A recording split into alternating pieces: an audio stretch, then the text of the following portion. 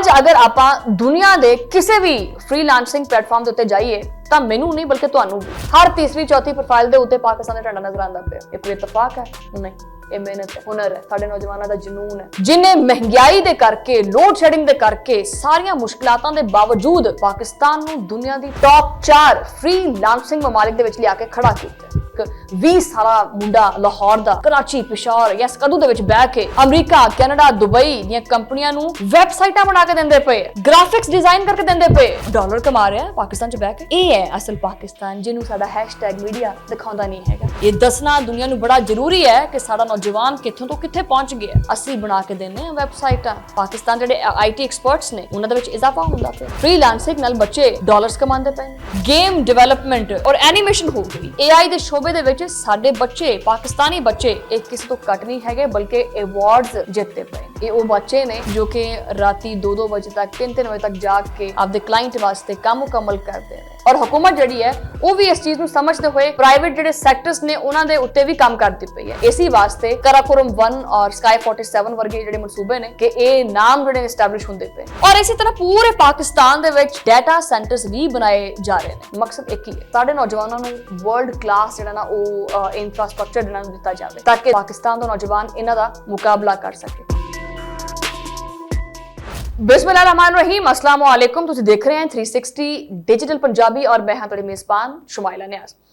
जनाबे वाला मैं अक्सर अपने व्लॉग्स ਦੇ ਵਿੱਚ ਆਪਣੇ ਇਸ ਚੈਨਲ ਦੇ ਉੱਤੇ ਨਾਰਮਲੀ ਇੰਟਰਨੈਸ਼ਨਲ ਜਿਹੜੇ ਇਸ਼ੂਜ਼ ਹੁੰਦੇ ਨੇ ਉਹਦੇ ਉੱਤੇ ਗੱਲਬਾਤ ਕਰੀਦੀ ਹੈ ਔਰ ਖਾਸ ਕਰਕੇ ਜਿਹੜਾ ਇਹ #ਇੰਡੀਅਨ ਹੈਗਾ, ਇੰਡੀਅਨ ਮੀਡੀਆ ਹੈਗਾ, ਉਹਦੇ ਉੱਤੇ ਗੱਲਬਾਤ ਕਰੀਦੀ ਹੈ। ਲੇਕਿਨ ਅੱਜ ਦੇ ਇਸ ਵਲੌਗ ਦੇ ਵਿੱਚ ਮੈਂ ਖਸੂਸੀ ਤੌਰ ਦੇ ਉੱਤੇ ਪਾਕਿਸਤਾਨ ਦੇ ਨੌਜਵਾਨਾਂ ਦੇ ਬਾਰੇ ਗੱਲ ਕਰਨੀ। ਕਿਉਂ?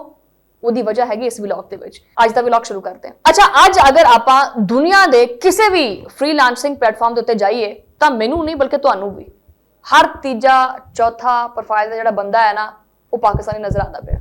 ਹਰ ਤੀਸਰੀ ਚੌਥੀ ਪ੍ਰੋਫਾਈਲ ਦੇ ਉੱਤੇ ਪਾਕਿਸਤਾਨ ਦਾ ਝੰਡਾ ਨਜ਼ਰ ਆਉਂਦਾ ਪਿਆ। ਇਹ ਕੋਈ ਇਤਫਾਕ ਹੈ? ਨਹੀਂ, ਇਹ ਮਿਹਨਤ ਹੈ, ਹੁਨਰ ਹੈ, ਸਾਡੇ ਨੌਜਵਾਨਾਂ ਦਾ ਜਨੂਨ ਹੈ, ਜਿਨੇ ਮਹਿੰਗਾਈ ਦੇ ਕਰਕੇ, ਲੋਡ ਸ਼ੈਡਿੰਗ ਦੇ ਕਰਕੇ, ਸਾਰੀਆਂ ਮੁਸ਼ਕਲਾਤਾਂ ਦੇ ਬਾਵਜੂਦ ਪਾਕਿਸਤਾਨ ਨੂੰ ਦੁਨੀਆ ਦੀ ਟੌਪ 4 ਫ੍ਰੀਲਾਂਸਿੰਗ ਮਮਾਲਿਕ ਦੇ ਵਿੱਚ ਲਿਆ ਕੇ ਖੜਾ ਕੀਤਾ। ਹੁਣ ਸੋਚਣ ਵਾਲੀ ਗੱਲ ਤਾਂ ਇਹ ਹੈ ਨਾ ਕਿ ਵੀ ਇੱਕ ਪਾਸੇ ਤਾਂ ਇਹ ਦੱਸਦੇ ਆ ਕਿ ਉਹ ਪਾਕਿਸਤਾਨ ਕਹਿੰਦੇ ਤਾਂ ਮਸਲੇ ਹੀ ਬੜੇ ਹੈ, ਪਾਕਿਸਤਾਨ ਦਾ ਤਾਂ ਬੇੜਾ ਹੀ ਗਰਕ ਹੋ ਗਿਆ ਹੈ, ਫਲਾਨਾ ਹੋ ਗਿਆ, ਟਿਮਕਾ ਹੋ ਗਿਆ। ਪਾਕਿਸਤਾਨ ਦੇ ਵਿੱਚ ਇੱਕ ਨਹੀਂ, ਦੋ ਨਹੀਂ, ਕਈ ਮੌਕੇ ਮੌਜੂਦ ਨੇ। ਦੂਜੇ ਪਾਸੇ ਮੈਂ ਪਿਛਲੇ ਦਿਨੋਂ ਇੱਕ ਸੋਸ਼ਲ ਮੀਡੀਆ ਤੇ ਵੀਡੀਓ ਦੇਖ ਰਹੀ ਸੀ ਕਿ ਇੱਕ 20 ਸਾਲਾ ਮੁੰਡਾ ਲਾਹੌਰ ਦਾ, ਕਰਾਚੀ, ਪਿਸ਼ਾਵਰ ਜਾਂ ਸਕਦੂ ਦੇ ਵਿੱਚ ਬਹਿ ਕੇ ਅਮਰੀਕਾ, ਕੈਨੇਡਾ, ਦੁਬਈ ਦੀਆਂ ਕੰਪਨੀਆਂ ਨੂੰ ਵੈਬਸਾਈਟਾਂ ਬਣਾ ਕੇ ਦਿੰਦੇ ਪਏ, ਗ੍ਰਾਫਿਕਸ ਡਿਜ਼ਾਈਨ ਕਰਕੇ ਦਿੰਦੇ ਪਏ। ਪਾਕਿਸਤਾਨੀ ਨੌਜਵਾਨ ਡਾਲਰ ਕਮਾ ਰਿਹਾ ਹੈ ਪਾਕਿਸਤਾਨ 'ਚ ਬਹਿ ਕੇ। ਇਹ ਹੈ ਅਸਲ ਪਾਕਿਸਤਾਨ, ਜਿਹਨੂੰ ਸਾਡਾ #ਮੀਡੀਆ ਦਿਖਾਉਂਦਾ ਨਹੀਂ ਹੈਗਾ। ਇਹ ਹੈ ਉਹ ਪਾਕਿਸਤਾਨ ਜਿਹਦਾ ਪੋਜ਼ਿਟਿਵ ਇਮੇਜ ਦਿਖਾਉਣਾ ਦੁਨੀਆ ਨੂੰ ਬੜਾ ਜ਼ਰੂਰੀ ਹੈ। ਇਹ ਦੱਸਣਾ ਦੁਨੀਆ ਨੂੰ ਬੜਾ ਜ਼ਰੂਰੀ ਹੈ ਕਿ ਸਾਡਾ ਨੌਜਵਾਨ ਕਿੱਥੋਂ ਤੋਂ ਕਿੱਥੇ ਪਹੁੰਚ ਗਿਆ। ਅਸੀਂ ਬਣਾ ਕੇ ਦਿੰਦੇ ਹਾਂ ਵੈਬਸਾਈਟਾਂ। ਪਿਛਲੇ ਕੁਝ ਸਾਲਾਂ ਤੋਂ ਪਾਕਿਸਤਾਨ ਜਿਹੜੇ IT ਐਕਸਪਰਟਸ ਨੇ ਉਹਨਾਂ ਦੇ ਵਿੱਚ ਇਜ਼ਾਫਾ ਹੁੰਦਾ ਪਿਆ। ਫ੍ਰੀਲਾਂਸਿੰਗ ਨਾਲ ਬੱਚੇ ਡਾਲਰਸ ਕਮਾਉਂਦੇ ਪਏ ਨੇ। ਔਰ ਸਭ ਤੋਂ ਵੱਡੀ ਗੱਲ ਇਹ ਹੈ ਕਿ ਇਹ ਪੈਸਾ ਹੁਕੂਮਤ ਦੀ ਇਮਦਾਦ ਦਾ ਨਹੀਂ ਹੈ, ਇਹ ਬੱਚਿਆਂ ਦੀ ਆਪਦੀ ਕਮਾਈ ਦਾ ਹੈ।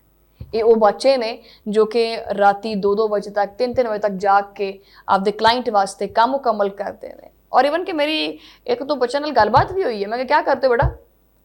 वो जॉब वॉब करते हो? बोला नहीं, घर में सही रात काम करते हैं। उन्होंने पता है कि उन्होंने सही रात की मेहनत जी उन्होंने कितनी जरूरी है। और हुकूमत जी है वो भी इस चीज़ को समझते हुए प्राइवेट जो सैक्टर्स ने उन्होंने उत्ते भी काम करती पई है। इसी वास्ते IT ਦੇ ਵਿੱਚ ਕੁਝ ਵੱਡੇ ਮਨਸੂਬੇ ਜਿਹੜੇ ਨੇ ਉਹ ਆਂਦੇ ਪਏ ਨੇ। ਕਰਾਕੋਰਮ 1 ਔਰ ਸਕਾਈ 47 ਵਰਗੇ ਜਿਹੜੇ ਮਨਸੂਬੇ ਨੇ ਉਹ ਤੁਹਾਨੂੰ ਪਤਾ ਹੀ ਹੈ ਕਿ ਇਹ ਨਾਮ ਜਿਹੜੇ ਐਸਟੈਬਲਿਸ਼ ਹੁੰਦੇ ਪਏ ਨੇ।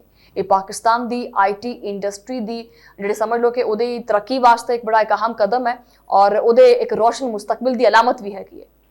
ਇਹੀ ਵਜ੍ਹਾ ਹੈ ਕਿ ਜਦੀਦ ਦਫਾਤਰ ਜਿਹੜੇ ਨੇ ਉਹ ਬਣਨਗੇ ਔਰ ਬਣਨਾ ਬੜਾ ਜ਼ਰੂਰੀ ਹੈ। ਸਟਾਰਟਅਪਸ ਦੀ ਜਗ੍ਹਾ ਜਿਹੜੀ ਉਹਨਾਂ ਨੂੰ ਮਿਲੇਗੀ ਔਰ ਦੁਨੀਆ ਦੀਆਂ ਵੱਡੀਆਂ ਕੰਪਨੀਆਂ ਇੱਥੇ ਆ ਕੇ ਕੰਮ ਕਰਨਗੀਆਂ ਪਾਕਿਸਤਾਨ ਦੇ ਵਿੱਚ। ਮਕਸਦ ਇੱਕ ਹੀ ਹੈ, ਸਾਡੇ ਨੌਜਵਾਨਾਂ ਨੂੰ ਵਰਲਡ ਕਲਾਸ ਜਿਹੜਾ ਨਾ ਉਹ ਇਨਫਰਾਸਟ੍ਰਕਚਰ ਜਿਹੜਾ ਦਿੱਤਾ ਜਾਵੇ ਤਾਂ ਕਿ ਦੁਨੀਆ ਦਾ ਇਹ ਨੌਜਵਾਨ ਜਿਹੜੀ ਦੁਨੀਆ ਬਹੁਤ ਤਰੱਕੀ ਕਰ ਚੁੱਕੀ ਹੈ, ਅੱਜ ਦਾ ਨੌਜਵਾਨ, ਪਾਕਿਸਤਾਨ ਦਾ ਨੌਜਵਾਨ ਇਹਨਾਂ ਦਾ ਮੁਕਾਬਲਾ ਕਰ ਸਕੇ। ਔਰ ਇਸੇ ਤਰ੍ਹਾਂ ਪੂਰੇ ਪਾਕਿਸਤਾਨ ਦੇ ਵਿੱਚ ਡਾਟਾ ਸੈਂਟਰਸ ਵੀ ਬਣਾਏ ਜਾ ਰਹੇ ਨੇ। ਪਹਿਲੇ ਆਪਣਾ ਡਾਟਾ ਬਾਹਰ ਦੇ ਮੁਲਕਾਂ ਦੇ ਵਿੱਚ ਸਟੋਰ ਹੁੰਦਾ ਸੀ, ਲੇਕਿਨ ਹੁਣ ਆਪਾਂ ਆਪਣਾ ਡਾਟਾ ਖੁਦ ਪਾਕਿਸਤਾਨ ਦੇ ਵਿੱਚ ਮਹਿਫੂਜ਼ ਕਰਾਂਗੇ। ਇਹ ਕਿੱਦਾਂ ਹੋਏਗਾ?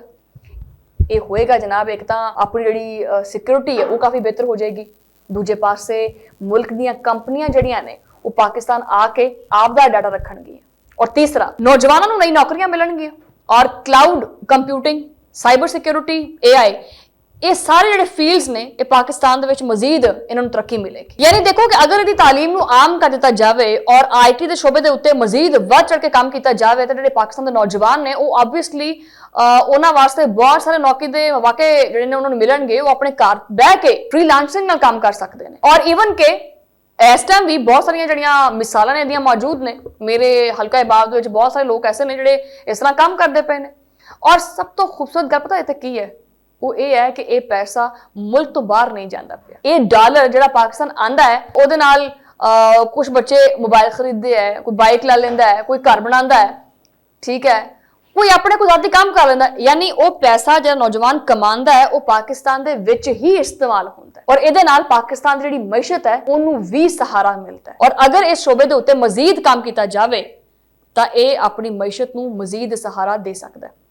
ਉਹ ਅਲੱਗ ਗੱਲ ਹੈ ਕਿ ਇਹਦੇ ਪਿੱਛੇ ਕੁਝ ਚੈਲੰਜਸ ਵੀ ਹੈਗੇ ਨੇ, ਇੰਟਰਨੈਟ ਦਾ ਮਸਲਾ ਵੀ ਹੈਗਾ ਹੈ, ਇਹ ਜਿਹੜੀ IT ਦੀ ਜਿਹੜੀ ਸੰਜੀਦਗੀ ਹੈ ਉਹ ਵੀ ਹਜੇ ਘੱਟ ਹੈ। ਲੇਕਿਨ ਇਸ ਮੈਦਾਨ ਦੇ ਵਿੱਚ ਪਾਕਿਸਤਾਨੀ ਨੌਜਵਾਨ ਨੋ ਡਾਊਟ ਬਹੁਤ ਬਿਹਤਰੀਨ ਤਰੀਕੇ ਦੇ ਨਾਲ ਫਲਰਿਸ਼ ਕਰਦਾ ਪਿਆ ਹੈ, ਔਰ ਆਉਣ ਵਾਲੇ ਵਕਤ 'ਚ ਵੀ ਬਿਹਤਰ ਫਲਰਿਸ਼ ਕਰੇਗਾ, ਕਿਉਂਕਿ ਹਕੂਮਤ ਵੀ ਹੁਣ ਇਸ ਚੀਜ਼ ਦੇ ਉੱਤੇ ਵੱਧ ਚੜ ਕੇ ਸਾਹਮਣੇ ਆ ਗਈ ਹੈ। ਔਰ ਹਕੂਮਤ ਵੀ ਚਾਹੁੰਦੀ ਹੈ ਕਿ IT ਦੇ ਸ਼ੋਬੇ ਦੇ ਵਿੱਚ ਮਜ਼ੀਦ ਤਰੱਕੀ ਹੋਣੀ ਚਾਹੀਦੀ ਹੈ। ਔਰ ਅੱਜ ਦੁਨੀਆ ਵੀ ਮੰਨਦੀ ਪਈ ਹੈ ਕਿ ਅੱਜ ਪਾਕਿਸਤਾਨ ਦੇ ਸੌਫਟਵੇਅਰ ਜਿਹੜੇ ਹਾਊਸਿਸ ਨੇ ਉਹ ਦੁਬਈ ਦੇ ਵਿੱਚ ਆਪਣਾ ਪ੍ਰੋਜੈਕਟ ਲੈ ਕੇ ਜਾਂਦੇ ਪਏ ਨੇ। ਪਾਕਿਸਤਾਨੀ ਡਿਵੈਲਪਰਸ ਜਿਹੜੇ ਨੇ ਉਹ ਸਿਲੀਕਨ ਵੈਲੀ ਜਿਹੜੀ ਕੰਪਨੀਆਂ ਨੇ ਉਹਨਾਂ ਨਾਲ ਮਿਲ ਕੇ ਕੰਮ ਕਰਦੇ ਪਏ ਨੇ। ਗੇਮ ਡਿਵੈਲਪਮੈਂਟ, ਠੀਕ ਹੈ, ਔਰ ਐਨੀਮੇਸ਼ਨ ਹੋ ਗਈ, AI ਦੇ ਸ਼ੋਬੇ ਦੇ ਵਿੱਚ ਸਾਡੇ ਬੱਚੇ, ਪਾਕਿਸਤਾਨੀ ਬੱਚੇ, ਇਹ ਕਿਸੇ ਤੋਂ ਘੱਟ ਨਹੀਂ ਹੈਗੇ ਬਲਕਿ ਅਵਾਰਡਸ ਜਿੱਤਦੇ ਪਏ ਨੇ। ਇਹ ਇੱਕ ਮਸਬਤ ਪਹਿਲੂ ਹੈ ਪਾਕਿਸਤਾਨ ਦੇ ਨੌਜਵਾਨਾਂ ਦਾ, ਜਿਨ੍ਹਾਂ ਨੂੰ ਸਿਰਫ ਇਹ ਦਿਖਾਇਆ ਜਾਂਦਾ ਹੈ ਕਿ ਸਾਡਾ ਪਾਕਿਸਤਾਨ ਦਾ ਨੌਜਵਾਨ ਬੇਰੁਜ਼ਗਾਰ ਫਿਰਦਾ ਹੈ, ਪਾਕਿਸਤਾਨ ਦਾ ਜਿਹੜਾ ਨੌਜਵਾਨ ਹੈ ਉਹ ਹੱਥ 'ਚ ਡਿਗਰੀ ਲੈ ਕੇ ਤੇ ਦਰਦਾਂ ਦੇ ਧੱਕੇ ਖਾਂਦਾ ਪਿਆ। ਨਹੀਂ, ਪਾਕਿਸਤਾਨ ਦਾ ਨੌਜਵਾਨ ਆਪਣੇ ਬਲਬੂਤੇ ਦੇ ਉੱਤੇ ਵੀ ਤਰੱਕੀ ਕਰਦਾ ਪਿਆ, ਔਰ ਡੈਫੀਨੇਟਲੀ ਹਕੂਮਤ ਵੀ ਉਹਨਾਂ ਵਾਸਤੇ ਮਜ਼ੀਦ ਰਾਸਤੇ ਔਰ ਜਿਹੜੀਆਂ ਰਾਵਾਂ ਨੇ ਉਹ ਹਮਵਾਰ ਕਰੇਗੀ। ਅੱਜ ਦਾ ਵਲੌਗ ਥੋੜਾ ਲੰਬਾ ਹੁੰਦਾ ਪਿਆ, ਮੈਂ ਤੁਹਾਡੇ ਕੋਲ ਇਜਾਜ਼ਤ ਚਾਹਾਂਗੀ। ਅਗਲੇ ਵਲੌਗ ਵਿੱਚ ਮੁਲਾਕਾਤ ਹੋਏਗੀ, ਉਦੋਂ ਲਈ ਅੱਲਾ ਨੇ ਕੇ ਪਾਨ।